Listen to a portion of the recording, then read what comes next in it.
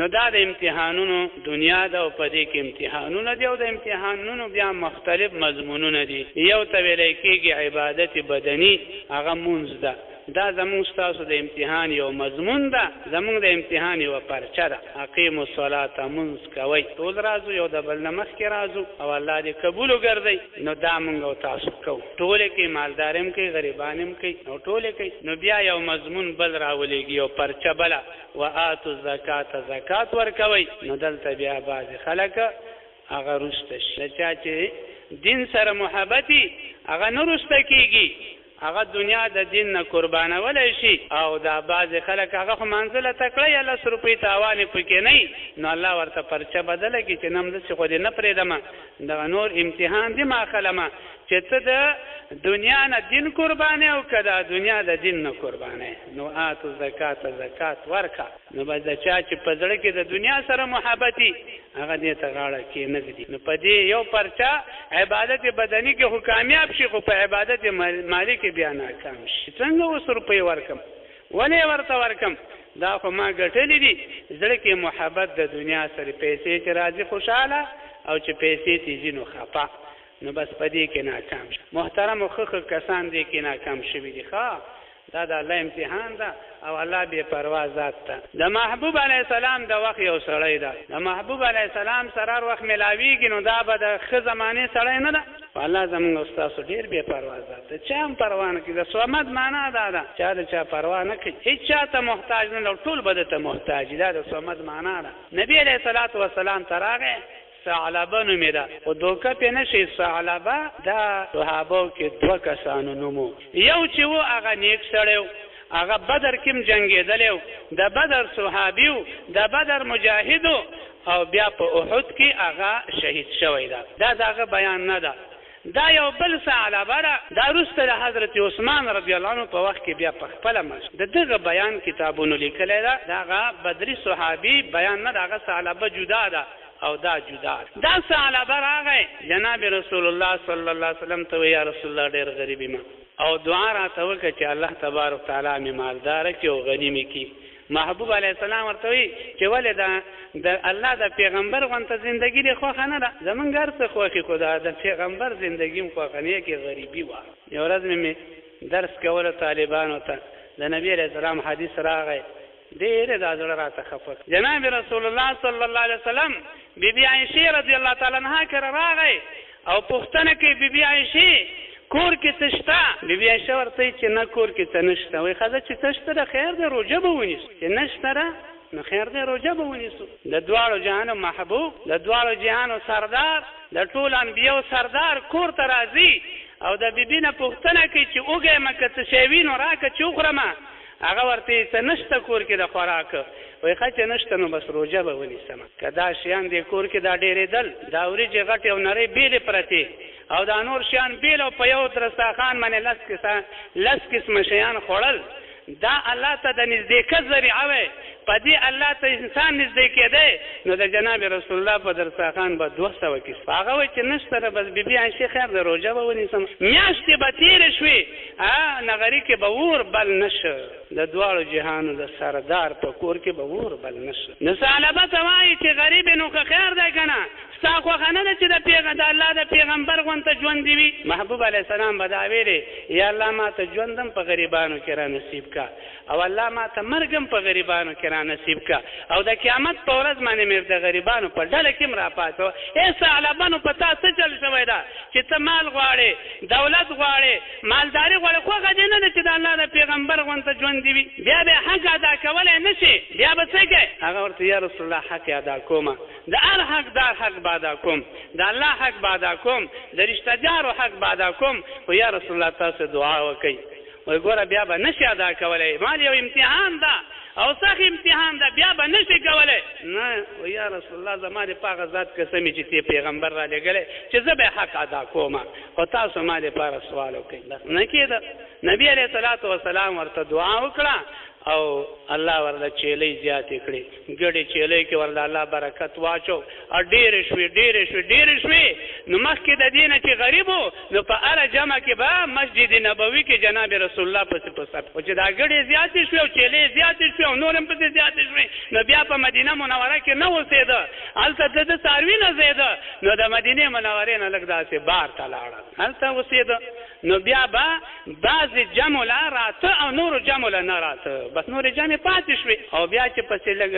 نو د بعضې جمع له به هم راته او د جمعې مانځه له به هم راته خو چې دا څاروي لږ نور هم پسې زیات شو نو بیا پسې د هغه ځای نه هم کډه لږ لرې ویوړه دا ګډې چیلۍ دا ساتله او سرول او دا خو پلاو ځای غواړي نو پسې لرې لاړ نو بیا پسې هغه د نبي علیه السلام مسجد نبوي هغه جمع هم پاتې شوې او جمعې هم پاتې شوې او پسې لاړه همغه ګډې او چیلۍ وې او همغه به یې سرول نه به راته جناب رسول الله پوښتنه کې ثعلبه څه شو د هغه د حال نه ځان خبر کوي څه شو صحابه ورته فرمایي یا رسول الله هغه مالداره شوی ده ځکه اوس په جمعو کې نه ښکارېږي ځکه اوس په جمعه کې مالداره شو وایي ښه مالداره شوی ده وایي ډېرې ګډې چیلۍ دي هغلته لرې اوسېږي راځي نه وایي ښه په دې وخت کې د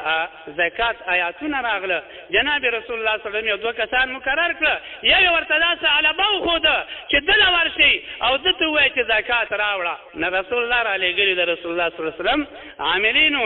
او د هغه قاصدانو زکات راوړه او یو یې ورته بل د بني سلیم قبیلې یو بل کس وښوده چې هغه له به هم ورشئ او هغه ته هم ووایه چې دا راوړه مالي امتحان پرچه راله که نه امتحان ده نه عبادت بدني کې خو تکړه و هر مونځ یې په جمع کو اوس ورباندې الله یو پرچه د امتحان بدله کړه او عبادت مالي وی ادا کوه اتو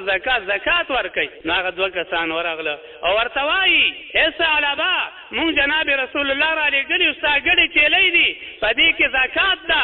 مونږ له زکات راکه هغه ورته زکات خو زه نه پېژنم زکات څه شته وایي دا خو نه ده مګر یو جزیه ده جزیه خو خلک د کافرانو نه اخلي نو زه خو څه کافر نه یم نشم درکولی ځئ وایي رسول الله رالېږلي یو وایي یوازې ما ته رالېږلي که بل چاته هم وایي او که نه هغه بنو سلیم یو بل قبیلې یو سړی هغه ته هم رالېږلي وو وایي ښځه تاسو هغه ته ورشئ او چې بېرته راځئ زه به پرې سوچ وکړم چې درې کړم او که درې نه کړم هغه ته لاړه او دا هغه ځای نه چې بېرته راغله نو ده ته راغله نو ده ته یې چې څه سوچ دې پرې وکړه یاره وایي زه یې نه کوم زما پرې واره نه راځي به ځئ لاړ شئ زه زکات نشم درکولی الله هم دې داسې حال نه وساتي او دا دنیا چې په دې اوړي ګرمۍ کې وګټې که نه او یا د ژمي په یخنۍ کې او بیا خلکو له زکات ورکوي نو په خپله شیطان وي دا ته څه کوې دا خو تا ګټلې دي نو د الله د قرآن نه دې منکر کړي الله په یو آیات کې وایي اقیموا الصلاة وآتوا الزکاة نو د قرآن په ټولو آیاتونو باندې ایمان پکار ده په دغه وخت کې په دې نږدې ځای کې په اقیموا الصلاة زموږ عملي او آتوا الزکاة پکې نه مونږ دا څنګه ایمان شو دا څنګه قرآن شو دا څنګه ستا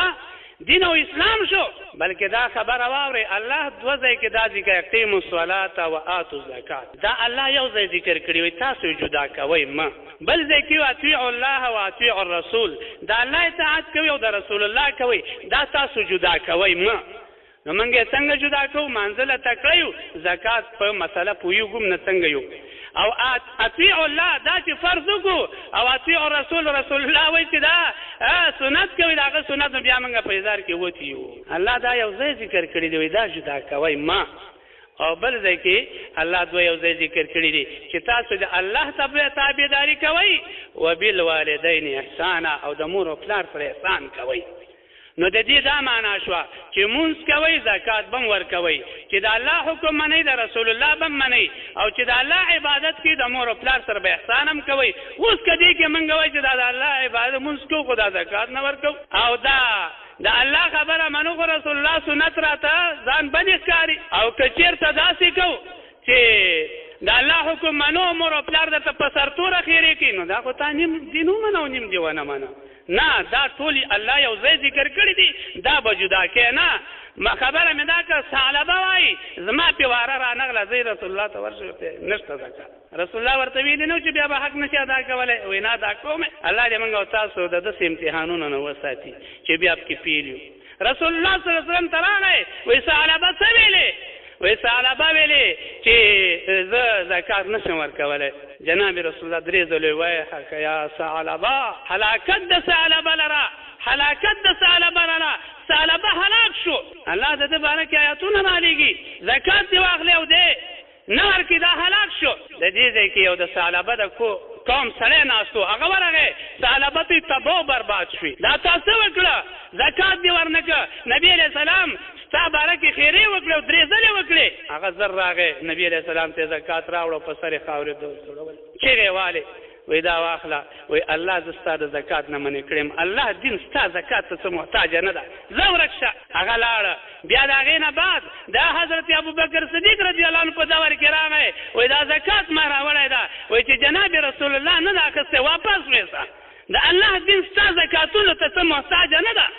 پرېږده چې جهنم ته ورباندې لاړ بیا د هغې نه بعد دا حضرت عمر فاروق په دور کې راغی وایي دا زکات مې راوړی ده عمر فاروق ورته وایي چې الله تبارک تعالی جناب رسول الله منې کړی ستا زکات نه رسول الله نه ده اخیستی ابوبکر نه ده اخیستی ځه ورک شه ستا زکات ته څه دا دین او اسلام محتاجه نه ده تاسو وایئ که نه دا زمونږ په زکاتونو باندې دا د الله دین روان ده که دا ستا خپله ابادي او بربادي ده بیا د حضرت عثمان رضی الله عنه وخت کې راغی زکات یې راوړه هغه ورته چې ابوبکر نبی علیه السلام نه ده اخیستی ابوبکر نه ده اخیستی عمر فاروق نه ده اخیستی زه هم نه اخلم ځه ورک شه او بیا لاړ او په همغه وخت کې مړ شه ګډې هم پاتې شوې چیلې هم پاتې شوې ښې ډېرې شوې او ښه هم ډېرې پاتې شوې نو ده ته یې څه پیدا وکړه لاس د دنیا نه ناکام او آخرت کې به ورته په دغه زکات باندې بیا جزا ورکولی کېږي او جهنم ته به پیځي الله دې زموږ او ستاسو په حال باندې رحم وکړي نو عرض مې دا کو دغه وخت کې دا ټول مسلمانان دا هغه تجاران یا چا سره خپل مالونه وي یا دا خراب یو رواج ذکر شوی ده شروع شوی ده بس څوک چې چا سره